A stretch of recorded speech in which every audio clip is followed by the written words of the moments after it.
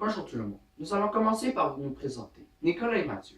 Mon collègue et moi allons vous donner un bref résumé de l'évolution de l'aviation du premier avion construit à ceux d'aujourd'hui. Je vais commencer par vous présenter le premier avion construit. Ce fut Éole, un avion en forme de chauve-souris construit en 1890 par un ingénieur au chemin de fer. Cet avion fit un bond de 50 mètres à une dizaine de centimètres au-dessus du sol. Mais ensuite du Flyer, en 1909, il y a eu un avion créé par Louis Blériot qui réussit, après 32 essais échoués, à voler pendant 27 minutes de Calais à Douvres. Ce fut la première traversée aérienne de la Manche. Cet avion s'est peut-être rendu de New York à Paris, mais le Messerschmitt 262 Schalke, l'hirondelle, construit par les Allemands pendant la Seconde Guerre mondiale, est le premier avion de chasse opérationnel à moteur à réaction de l'histoire.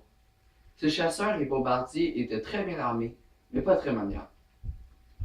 J'ai tenu compte que cet avion a réussi à franchir le mur de son en vol horizontal, mais en 1961, le Sud Aviation SE-210 Caravelle présente les caractéristiques innovantes en étant le premier biréacteur civil au monde, produit en série et en ayant le moteur placé à l'arrière du fuselage et non dans les ailes.